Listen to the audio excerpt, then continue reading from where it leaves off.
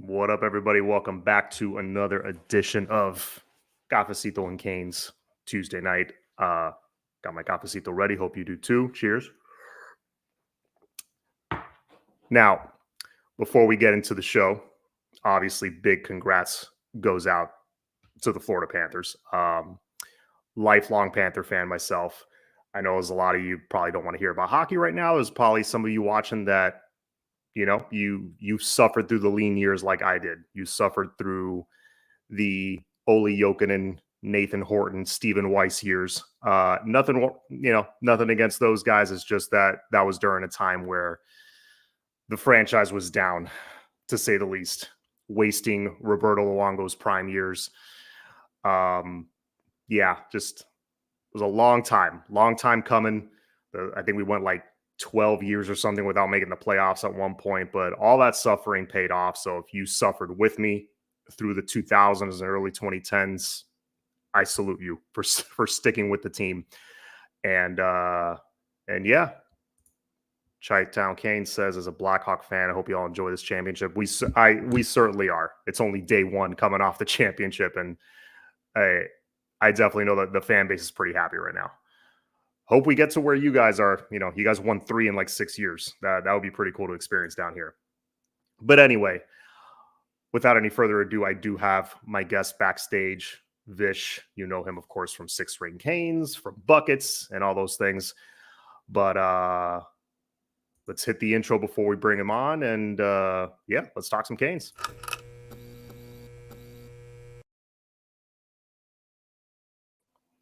See what I did there? I did the intro and snuck you in during the intro. That's professional stuff right I don't know if I've seen that logo. That is a cool, the Ibis with the cafecito. I don't know. I've seen that.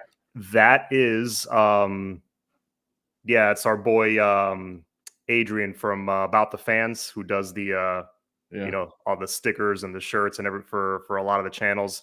Yeah, he hooked me up with that logo. I want to say like a year ago.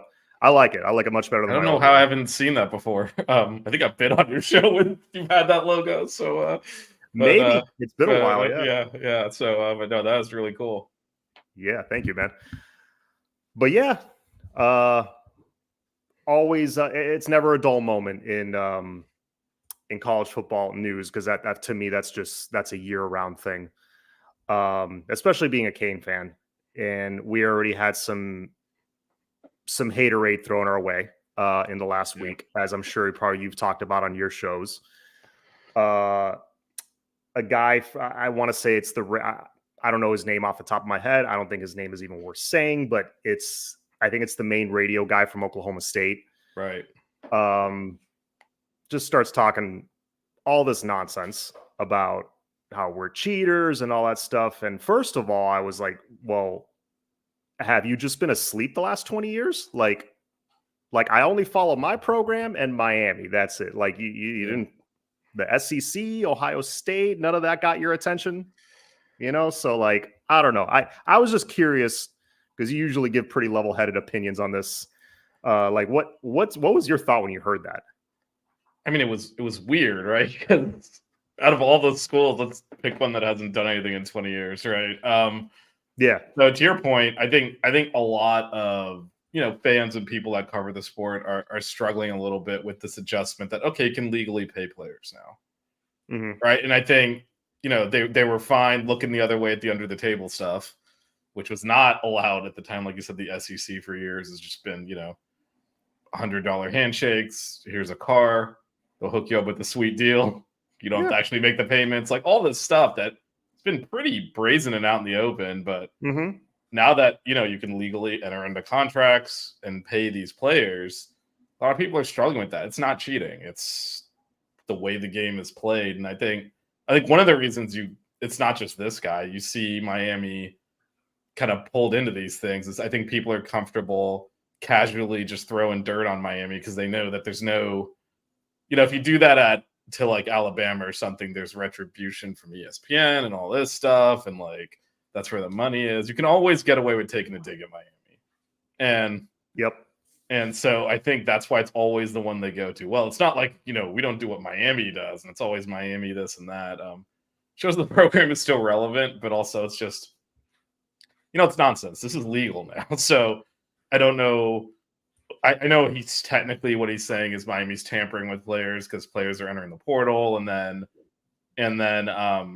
immediately signing with Miami. That's happening with a lot of schools. So it's not just that's happening with Miami, and it's not tampering unless the coaches do it. Because again, you have to there is a line here where now legitimate businessmen can enter into business transactions with college athletes. Mm-hmm. That is allowed. So if Johnny Ruiz or whoever wants to talk to a college athlete about an NIL deal, and it's obvious that NIL deal would be beneficial to him if he was at Miami, he can jump to his own conclusions there. But you don't need the coach calling directly in the back room and say, hey, get in the portal, we'll pick you up. They're very careful about not doing that because it's so easy to do it legally. Why would you cheat? Right. It's not worth the risk. I mean, I guess I could say this now. So this happened like a few months ago. This is one of the guys we're probably going to talk about in the next segment. But I was randomly sitting on campus. God, this must have been like 3 or 4 months ago. It was right when Sam Brown was going to enter the portal. And Guidry and 2 staffers walk by. And I overhear him talking. And he's like, hopefully, I wasn't going to say this out loud because they should feel free to talk on campus. And they didn't know, like, I do shows and I can actually report this. So I didn't say anything. Mm-hmm. But as he's walking by, they're talking about Sam Brown. And he said out loud, hopefully he'll enter the portal soon so we can talk to him. Now, this is a kid that he coached at Houston. He's still not contacting him until he officially enters the portal. Because that was after the rumors broke that he was going to go in the portal, but he hadn't done it officially. So they're very careful with this stuff. There's no cheating going on. This is all on the up and up. As annoying as Ruiz is sometimes with his like, oh yeah, I signed this guy to $200,000. Here's the receipt. That actually is what legalizes it. That's why you don't get into trouble because that is totally legitimate. It's a business agreement. You sign contracts. Yeah, people just are struggling, being comfortable with that. Yeah, and it's like you said, the irony of like we're the probably program that's probably done this the least of anybody in the last 20 years because we know A, we're under a microscope, and B, it's like, yeah, if it's so easily avoidable, why even if you're a coach, why make that call if you know it's against the rules? You know you're going to get outed because we're Miami somehow, some way. You know what I'm saying? It's like so easy to step around that. Why do it? Right, exactly. Yeah. So and they also they've loosened some of the rules too, where you can now direct players to collectives or to NIL people before you can do that. That's what Katie Meyer got in trouble for. Mm-hmm. The Cavenders asked her, should I talk to this guy? And she said it was fine, and that was a violation. She didn't actually make the connection. Just like, yeah, he's a businessman in Miami. If you want to talk to him, go ahead. But now you can do that legally. So there's just no reason to really cross these lines because there's plenty of room to play in. So I don't know that anyone is really doing that. It doesn't get you an advantage. And I can't, you might know better than I do. Have we taken any player from Oklahoma State? Like, I don't even know what he's getting at. That's what I was thinking because initially my who do we get that I was like, who's he bitter about? And I can't think of anyone. Jimmy Johnson? I don't know. Like that was on the up and up. Like my brain went Damian Martinez, but then I had to remind myself, no, wait, he's Oregon State. Oregon State, right? I think some fans got that mixed up. Like, no, that's Oregon State, dude. Like, I know he was claiming like, they were talking to Ollie Gordon and all this stuff. It's like, listen, well, we didn't get him. I think you guys still have him, if I'm not mistaken. Yeah, so like, you can relax. Yeah, it's just it's a good barometer of like how the rest of the country feels about us. You've traveled around the United States. You've probably talked to people, and that hate for Miami is real. Like, we're not making it up. It's absolutely real. Yeah, again, we haven't won anything in forever. Like, it's been 20. Like, these kids that we're recruiting weren't even born. Right. And yet you walk into a stadium and everyone's doing the upside down U in your face. Like, there's still like you said, that vitriol towards Miami that really doesn't exist at a lot of places that haven't won in that long. Right. Normally you have to win things to get to that level of hate. To get some hate. Yeah. Yeah. Yeah. So Casey here's saying, John, why does everyone say Mario's a terrible coach? Now because of the Georgia Tech situation. He's won double what Norvell did his first 2 years. But yeah, you have to hear about he's a top 5 coach because of the portal lottery.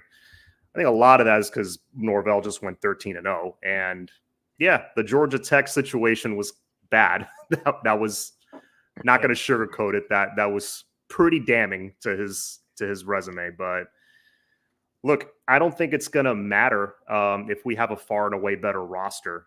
Yeah, I'll acknowledge that Norvell's probably better on the field, X's and O's wise. But as we're going to discuss right now, I think we have layers of depth. We have a better quarterback. I think on paper, we're the better team. I don't know how you feel about that. Yeah, no, I think we are. I think, well, so the second part of his question, I mean, if you look at Florida State's team last year, it was all portal, but it's not a lottery. You have to, it's recruiting all over again. You just have to recruit college players too now. You just have to convince them to come there. If you're a big time player, there's going to be multiple big schools with their hand out with money in it. So it's not so like people like, oh, you're buying the players, or oh, it's a no. Mario's great at recruiting. That we all knew that when we hired him, right? That was like at the very least we're gonna, and I think this is the topic we're gonna talk about now. At the very least, we're gonna stack the talent, right? Yeah. So it's not surprising that as the paradigm shifted to some, portal, he's also good at recruiting that. But yeah, no, the Georgia Tech game, there's no that's one we're gonna have to own forever. I mean, that's just that's something that had not happened since like what was it? The Giants fumbled against the Eagles in like the 70s. It's like grainy footage, and then was like, you know what? We should probably kneel it, and everyone up till Mario did. So yeah, no, I mean he's gonna have to own that. But to John's point, the goal is to not be in all of these close games. Like we can talk about, oh, we're losing close games or winning close games. If you get better, you're not in all these close games. You play 1 to 2 a year. Your floor is 9 or 10 wins, and that's where you want to get to. You don't want to be playing 6, 7, 8 close games, and that's when it matters. I mean, and if you win, no one's going to care anymore. Like it'll just be a blip. It'll be a footnote. Like if you think about one of the most famous plays in the Iron Bowl is Auburn, returning the field goal. No one ever asked why the hell Nick Saban tried a field goal that his kicker could not get near the uprights that was caught in the middle of the end zone. It was a terrible decision. He lost them that game. Doesn't matter. He's won 57 national championships or whatever. No one cares, right? No one questions. The only way you can erase this is by winning big, and he's preparing the roster to do that. So then no one's going to really remember that. Would it have mattered if we won 7, 8 games instead of 7 or what? No. So that's not gonna be his legacy unless we stink, and then it'll be like, well, that was the first sign that But I think we're gonna continue to move forward, and it won't be an issue. Yeah, look what the Panthers did last night. Perfect example. They erased what happened over the past week. The 3 losses in a row. Guess what? No one cares now. Winning heals everything. Yeah. But as for that, let's dive into our next topic, which is going to be the depth, how the roster looks right now. Because as I'm sure you remember, over the past 18, close to 20 years, one thing that has killed us, I mean, a few things have killed us on the field, but one thing in particular is as we get into those November games and you need a win against a Duke or a Pitt or somebody like that, and you can't get it because we just look exhausted. We're banged up. This guy's out, that guy's out, and we don't have the quality depth. And then we get embarrassed in a bowl game. So after these spring portal additions, getting Damian Martinez, getting Simeon Barrow. I mean, hopefully he plays. Getting, landing all these big pieces. Because I thought, okay, we're going to add 5 or 6 guys. They need to be impact guys, and I really think they were. After these additions, how do you feel now? Did it change maybe your win total prediction? Did it change? Okay, now I think we have the depth. What did it do for you? Yeah, no, I think it did do that. I would say there's a couple of positions where I'm still a little uncertain at. Corner is one of them, where if we take an injury or two, you might be worried. But I mean, if you look across the board, we haven't had depth like this in years. Where to your point, you get into those doldrums. Okay, someone's got like a bad knee. They've been playing on it. They can't make the Duke game. Okay, the backup is good enough to win that game, right? It's been a long time since we're there, and I think the one thing I like about what we did, as you said, those late additions, these are players that have started and played. Simeon Barrow, Damian Martinez, played a lot of football. You can plug them right in as starters, but we weren't weak at those positions to begin with. And so now you're talking about, okay, now our backups are good enough to start. And that's what you're talking about in terms of depth, where, okay, now we can really, survive a 12-game season. I know everyone likes to make fun of the ACC. It's a tough conference. A lot of competitive games. You get beat up. Now you got to fly up to California to play games. Like, this is not, this is taxing on your body. And if you cannot healthily rotate guys in, it is a problem when you get towards the end of the season. It's one of the reasons that our teams have faded a little bit down the stretch. And even, last year, agreed. Even last year, like we blew out Boston College in the last game, but before that, like, our defense was gas, could not stay on the field with Louisville. That was one of the few, that was a game where the offense actually played well and we lost anyway because the defense they're out of gas. And so that's where, we didn't rotate a lot because we just didn't have guys to rotate in. So this year I do, looking at the depth chart, it's night and day difference from 2 years ago. Oh, from 2 years ago, it's literally not the same team. From last year, yeah, I mean, there were multiple positions where you were like, man, if we get an injury here, if we get an injury to the wrong guy, we're in trouble. Now it's like, well, I can only really, it's quarterback and that's it. Maybe center is another one because like you lose a running back, okay, we're still pretty deep. You lose a receiver, you got like 3 or 4 guys that got 800 yards or better last year. We're pretty deep. Tight end, forget it. Yeah, like safety really might be the only other one that I have concerns of, that we can't lose more than like 1 or 2 guys. Corner, I think getting Diani Hill was massive because now you got 4. You can rotate 2 guys on either side. You know what I mean? So I feel like we're pretty deep there. So of the portal additions, aside from Cam Ward, he's an obvious one. Like who to you was like the most important? Like, oh my God, yes, we needed that. Yeah. Obviously, like you said, Cam Ward's the answer. I would actually say Damian Martinez because he's a game changer at running back, and I love Mark Fletcher, and he can be that too. He's coming off an injury, and behind him, it's not, again, there's a lot of some unproven guys. There's some speed there, but when you get a running back that can take that next level play, that could turn the 5 yards into 10 to 15, and Damian Martinez has done that at the time P5 level. When you get that type of player, it just takes so much pressure off the offense. We already have Cam Ward, so we've upgraded quarterback heavily, but to be able to just hand the ball off and get 6 or 7 yards, it makes the game easy. And again, that's something we've struggled with. Fletcher was really good last year, showed flashes, but having this guy with all this mileage, he's done it at this level for multiple years, and again, bringing a little bit more dynamism to that position. Big difference. And it's going to take pressure off the whole offense. And then, of course, that's going to open things up for Cam Ward, too. I think we're going to be really tough to stop. Mm-hmm. Yeah, because imagine it's 3rd and 3, 3rd and 4. Defense is expecting to get off the field, but this guy breaks a couple tackles, gets a first down. That's demoralizing for a defense, number one. And number 2, your defense gets to rest for 3 more plays. And just mentally, like, and I know that's the style Mario likes to play. He wants to ram it down your throat and move the chains. And there's a reason for that. It's slow, it's demoralizing. And the defense after a while is just going to be like, what do we have to do to stop these guys? It's also low risk, right? Even with a much better quarterback, drop pass, batted down, it kills a drive. If you have to throw in every short yardage situation, it introduces the again, ball getting dropped, defensive lineman jumps up and spikes it. If you could just turn and hand it off, like, that is a much lower risk play. And then again, I mentioned Fletcher. So now you got 2 guys who can rotate in, keep them fresh, and really, really hammer people. Because last year we had inconsistency behind. I mean, Fletcher eventually took up and seized the role. Obviously, Chaney was in and out. He's now at Louisville. Parrish was in and out, injured. So we struggled to really get that consistency. We have a legitimate 1-2 punch, 2 guys that could be starting, and you can rotate them in, and that's a big difference too. Mm-hmm. and then you got the speedier scat backs behind him, like Chris Johnson, Chris Wheatley-Humphrey. Yeah. You still have AJ Allen too. And AJ Allen. Imagine you're gassed in the fourth quarter and they throw that guy in there for a change of pace. Oh, his last run last year was when he jumped over that guy for the touchdown. He got injured and didn't play again. He didn't take a handoff after that play? I don't know. He definitely missed the rest of that game. I'm trying to think if he ever came back.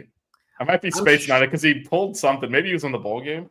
I'm sure he touched the football after that, but that game, he definitely got injured on that play. That was Virginia, I believe, right? Virginia, yes. Yeah. To tie the game because we were down 7. Like, I hope those days are over. The being down 7 going into the half against a 2-6 Virginia. Like, please let that be over. Well, this is also, back to the depth question. Okay, started in the bowl. Yeah, back to the depth question though. This is where, because that was the offense was terrible. TBD was awful that game. Defense came out so flat.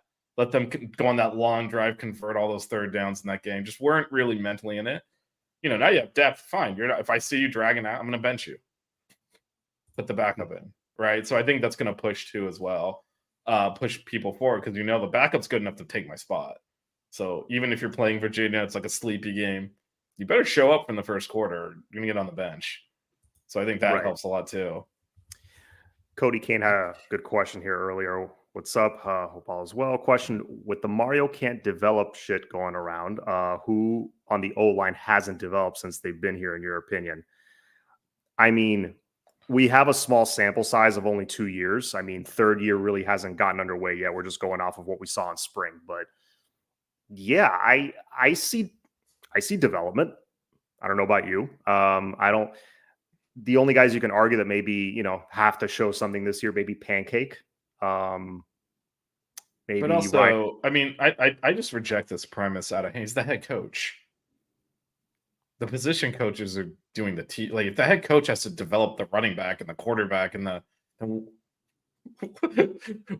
are the position coaches doing? So I don't even understand this. I've seen this argument, so I know it's not like fabricated, like our fans are making it up. It's like a slight, but it just doesn't make any sense to me. It's not the head coach's job.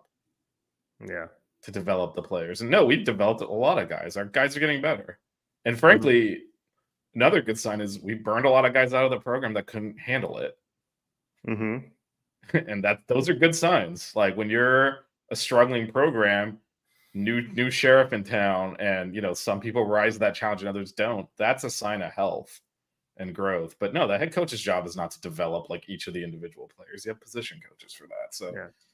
And our offensive line coach Mirabal is one of the best in the business, and anyone will tell you that. So of course the offensive linemen are developing. Like, how would they not? And they rave about him. So I don't know. I mean, when Mario was at Oregon, they finished 5th when he had Herbert as quarterback, and like, well, he can't develop quarterbacks. I don't know. He got that guy drafted. He's a star in the NFL, and he finished 5th in the country and won the Rose Bowl. I don't know what standards we have for developing around here, but I don't know why when you bring up Justin Herbert in a he can't develop quarterbacks argument, like he just doesn't count for whatever reason. He was a 3-star recruit, if I remember. No, it's false narratives, right? Because they want so I will say, Mario's game management could use some work. His use of timeouts the bowl game was not flattering either. It wasn't just the Georgia Tech game. But, I've seen no evidence he can't develop players and put them in the pros. Both as the assistant coach, he was at Alabama. He put some FIU guys in the pros when he was the coach there. Oregon, like Dan Lanning inherited a very healthy program from Mario. Mario did not inherit that healthy of a program there. So again, I think it's just nonsense. I think the wins will catch up to the rest of it. There will be no argument left on that. That's what I keep saying. There's many ways to skin a cat. You have the head coaches that are X's and O's wizards, and you have the guys that are program builders. To me, Dabo Sweeney, for example, is not an X's and O's guy. He just, he and Brent Venables built what they had for a 5-year run. But yeah, so you. But if you look at the ones that last, whoa, my light gave out. Okay. All right, we got FBI informant here, John. Trying to. This is I, Cafecito after dark, yeah, literally. I will say the ones that tend to last are the program builder types that kind of set that foundation that you can reinvent on Right. top of, right? I mean, Shannon Dotson is not a guy you would think of. That's a Mario offensive coordinator, right? That's not that, but he understands this is what I need to do to play in modern football. So he brings in a guy that does not necessarily fit his stereotypical style after a misstep with Gaddis, who kind of more did, right? You can do that if you're not an X's and O's guys, but like Lincoln Riley is going to only play one way. Right. And so, if you look at the guys, there's been a lot like Chip Kelly was the greatest thing going for a while, and he's struggled ever since. Right. But He didn't have the right players. well, it's also the game evolves constantly. So if you're an X's and O genius, you got to be really on top of your stuff to keep up and ahead of everyone. You can be ahead of them and outsmart them for a few years. Eventually, they're going to catch on. You got to keep reinventing in front of that. Whereas you look at guys like Saban, I know he's retired now, but Dabo, like you said, they built the foundation where you have that solid program. X's and O's don't really matter because you're going to change them over time anyway to keep up with the way things are trending. Otherwise, you're going to get left behind. So you need to be able to evolve your X's and O's. And if that's what you're standing on, it's hard to do that. But if you build a solid program and then can evolve the X's and O's on top of them, it's much easier to build to last. And I think that's what Mario is doing here. I totally agree because, yes, Chip Kelly had a system, but you have to have the players for that system. You had a generational freakazoid athlete in DeAnthony Thomas who carried that along with a bunch of other guys, but you keep that system, you don't quite evolve, and you don't put the players in it. Yeah, it can't continue. Whereas maybe your system has to change, but you're constantly getting talent that's sustainable. Right. And then again, this is the big thing. Got to win games soon to be able to continue to do that. But if we have a good year this year, it's just going to continue to grow. Yeah, no, absolutely. Yeah. Mariota was when Helfrich was there, but he inherited it, kept it going for a couple of years. Very Larry Coker without the championships, and then it just collapsed. Pretty much. Yeah, I remember when they went to the championship game, but they ran into a gentleman by the name of Cam Newton. You might have heard of him in the national championship. Yeah, that did not go well for them. But speaking of other teams in the ACC in our schedule, I know you touched on Louisville. What I've been doing on my shows is every week I started with Florida and I've been kind of going week by week and just kind of previewing upcoming opponents. And, of course, after the Florida game, there's 3 or 4 easy games there. Then Virginia Tech, it gets a little dicey. I'll be the first to admit I do not like that's a Friday night game. Yeah. I don't know. It's to me, that is Georgia Tech 2023 all over again. But you get a do-over. That's how I look at it. And then you got, I think it's Cal after that. It is Cal. Yeah. The travel's going to suck, but Cal, to me, that's going to be a repeat of when we went up to Toledo a few years ago and we just kind of pulled away on them. I think it's going to be the same thing. Then we got Louisville after that on the road. That one, that's no joke. Yes, I know their quarterback is going into like his 19th season in college football because he's always hurt.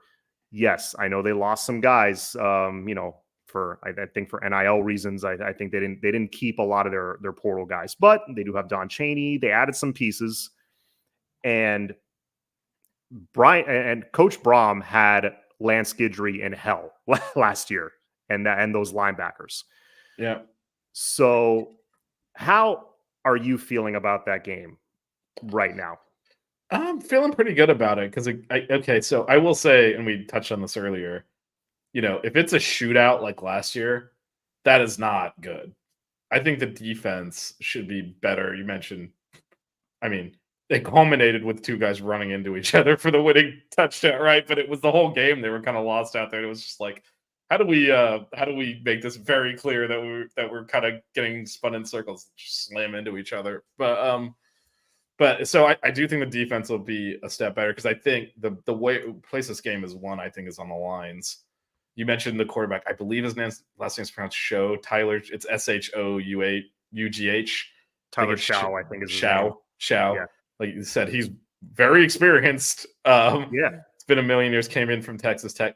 Is supposed to be on paper. We'll see, more talented than Plummer, who they had last year, but remains to be seen. So they might have upgraded there. They have, obviously, you mentioned Don Chaney is the running back now. The guys they lost to the portal are, like you said, kind of rentals. They kind of lost some of their portal guys back out, including one to us. So yeah, but I think their offensive line wasn't great last year. I think by the time, this is actually what we were talking about earlier, by the time we got to that game, I think our defense was dead on their feet. So many injuries across the defensive line in the front seven that we couldn't really pressure as much as we needed to. Don't think that's going to be an issue this year. And I don't think their offensive line is very good. And I think that's where we can get pressure and break up their offense a little bit, like what Florida State did to them in the ACC championship game, where they couldn't get out of. You can have all the skill players you want. And I think, I still think Don Chaney is a hell of a player. And so I think, there's talent there, but if you can't block, it doesn't matter. And I really like that matchup. So I think that'll keep their scoring down. And I mean, I'm putting all my faith in Cam Ward on the other side of the ball this year. So I think if he's anything close to what not just we expect him to be, but what everyone that's seen him play before he even committed to Miami was talking about, if he's anything close to that, I think we'll go in there and win that game. Yeah.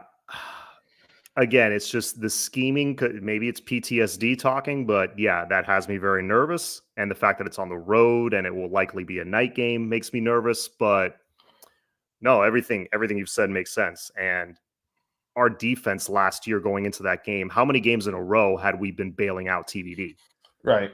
And, having to go back out there and go back out there and go back. That takes a toll on defense. We've seen that multiple times over the years. And that's one of the reasons, end of the season, we're gassed and we're getting run all over by a Rutgers or somebody like that.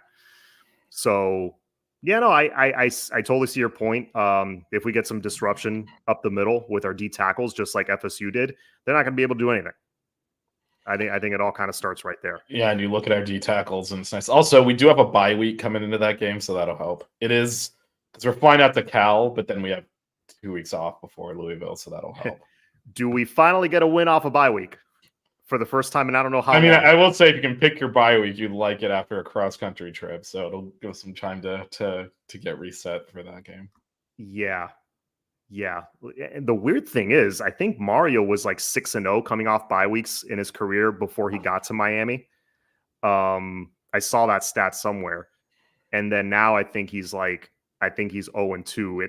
I feel like people point at that with Mario, but that was a thing with Manny too. I think that was just a Miami thing. I think that was just a culture thing. Well, I mean, our schedules haven't been great, right? I mean, you didn't want that bye week that early in the season last year. Playing Temple the game before it's almost, you get into a little bit of a rut, and we were rusty at the beginning of the Georgia Tech game.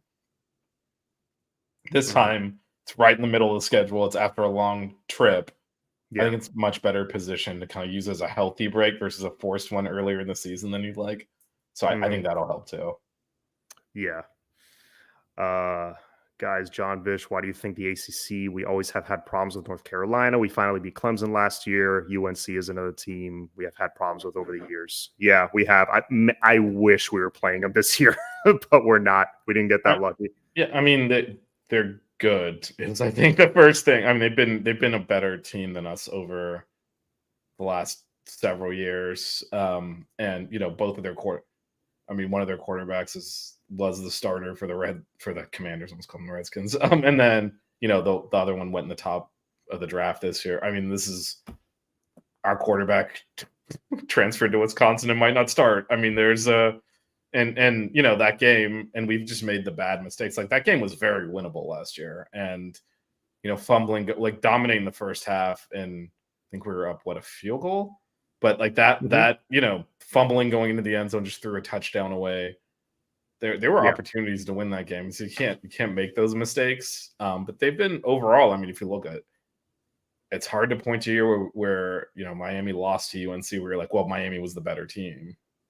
So I mean, it's been a bit since then, and so yeah, you guys just gotta I don't know what to say about that. They've been better than us, and we've been losing to them. So No, and they've had the considerable edge at quarterback for 6-7 years now, it feels like.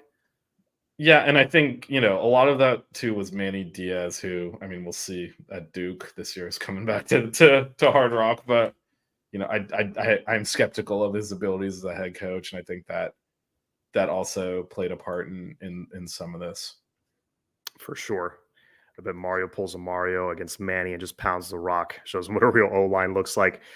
I imagine that's probably how that game is going to go against Duke. It's going to be a lot. I don't expect that game to be close. Lots of pounding the rock, lots of out physicaling them. And, Cam just kind of does his thing, managing the game, doesn't turn the ball over. What I'm hoping for is maybe we don't get rain at every single one of our home games. How about that? Maybe the weather just cooperates a little bit. Because that was just, I mean, you can attend. I'm sure you went to a few home games. I think I saw you at one or two of them. Yeah. It literally rained at every home game for those. It rained at every home game. It also rained at the Temple game bad. There was a tropical storm that like the remnants went through Philly during that game. I was at that game too because it's near to where I live. We just had a lot of weather games last year. Ending with the bowl game played on a baseball field in slop. So yeah. It was almost like an omen. Yeah. Good weather would be nice, especially again, now that we have a top level quarterback. You want a dry ball. Yeah, man. But didn't want to take too much of your time, but really appreciate you coming on, man. Thanks for having me. Love to be back anytime you need. Yeah, man. No, love chatting it up with you. I know 40 minutes just went by like that. Yep. So yeah, man, just if there's anything you want to plug, anything new you're working on, or it's just kind of, off season, more of the same stuff. Yeah, so I mean, there's a few shows we do. We do Six Rings Canes on Monday. That is where we cover football.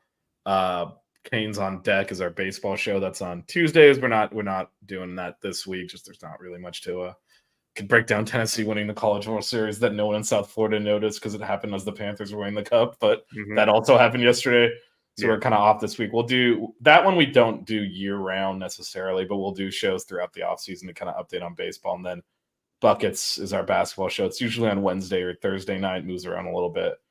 I do that with Melissa, Hoodie Girl, if you know her, and Matt. And tomorrow we have a special show. We got some of our original fans from when we started Buckets a year ago. We're bringing them on as guests. So we've been planning that for a while. So it's going to be, it'll be a fun show, kind of off-season content for us. So nice, man.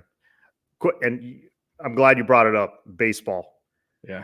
To say last year was disappointing, it would be the understatement of the century. I mean, that's just. I mean, it's the worst team any living person has seen because 1957 was the last time they were that bad. So yeah, that's pretty bad. Yeah, it was so bad.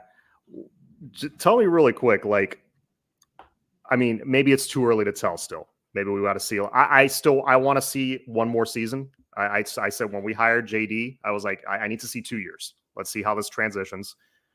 Do you think his hire was a mistake? We should have gone for maybe a higher end, like a bigger name. Do you think it was the right call? How do you feel about it so far? Well, I mean, based on the last year's disaster, right? I mean, yeah, hard to imagine being that bad. Now there were some injuries. There wasn't a lot of depth. I mean, Gino DeMari retired because one of the reasons is we lost a lot of talent off that team. 6 or 7 guys drafted high, had to rebuild the whole roster and didn't do a good job of doing that. So this is attempt number 2 at doing that. A lot of the players left. Frankly, a lot of them, weren't contributing. There were some big name losses as well. But we'll see. They've been active in the portal, got some really good guys. There's a pitcher from Coastal, Will Smith, that we grabbed out of the portal. We had on our show a couple of weeks ago. It's a great kid, good head on his shoulders. I'm going to do whatever role they need me to do. This is what I'm good at. This is what I'm not. Kind of very, very sure of himself. And I do think we struggled with some attitude issues last year too. And so I think, we'll see if there's a reset. It's kind of like, I'm hoping it's more like Mario after year one. It's like, all right, we got to reset here. That did not go well. And then, you start making those strides. But yeah, on paper, I mean, it's hard to argue that it's hard to even just roll the dice and produce results as bad as this program did last year. Yeah, I'm really hoping they pull kind of what FSU did this year, because 2 years ago FSU was awful. Yeah, no, they were the worst team in the ACC 2 years ago. Yeah, and then this year, look how deep they got. They got off to like a 15-0 start or something like that, and it was I'm guessing it was like all portal and talented freshmen that became sophomores. It was portal. They did some talent development as well, but I think this is where JD's got to prove himself, because FSU's coach is well pedigreed, had been at Notre Dame for a long time, so he'd won in the ACC, had built them. If you recall, when Notre Dame joined the ACC outside of football, they were in the Big East, which is a terrible baseball conference, so they had to step up a level. They were free wins for everyone for a while, and this guy built them to, they were a really good team. They'd made it to Omaha. They'd been, challenging for national seeds, and then he left. So it's not as surprising that he's able to, do good things at FSU, right? Which is a much better baseball program. So yeah, it'll JD's gotta rise to the challenge here. I think they're doing well so far in the portal. Still a lot to go there, and then we'll see how much of the high school, because this is the thing with Miami, right? Always ink a top high school class. That's how many of them get drafted and go to the draft versus end up on campus. So be a big thing. But the silver lining is that one of the players that didn't enter the portal is Daniel Cuvée, who was basically the best. I mean, he erased Pat Burrell's records. I mean, he's probably the best freshman we've ever had, and he's still here. That's saying something. Yeah, no, I mean, it's either him or Pat Burrell, and he took all his records. So you kind of leaned. So on a team that was terrible, like it's a weird team, like Gage Zeal, who's going to get drafted and is gone. First team All ACC. It's hard to have a first team All ACC starting pitcher and be as bad as we did. As bad as we were. So I mean, there were some silver lines there, but yeah, Cuvée is someone you can build a roster around. So they got to do that. Yeah, no, and that's saying something that he's the best freshman we've ever had. Pat Burrell obviously was a monster. I remember Ryan Braun's freshman year. Yeah, I remember amazing, Yonder Alonso's freshman year. I think you're right, man. He surpasses just freshman year, like side by side comparison. Yeah, I think he surpassed all of them. Yeah. But yeah, and he's bought in, which is big. So like he's also, he's advocating in the portal for kids to come in and play too. So that's huge. You need that. That's huge, especially with a guy like him. Yeah. But anyways, man, thank you again. Won't hold you anymore. So thanks for having me. No, anytime, man. Anytime you guys want me on any of your shows, please hit me up. Let me know. No, we'll take a minute. If you want to talk some baseball, get you on Canes on deck. We can. Yeah. No, yeah. You know me. I love Canes baseball. Yeah. Yeah, that's what I'm saying. We should come on. We'll talk some baseball. Yeah. All right, guys. As always, it's all about that. Go Canes, and I'm gonna test my new outro here. Let's see if that works.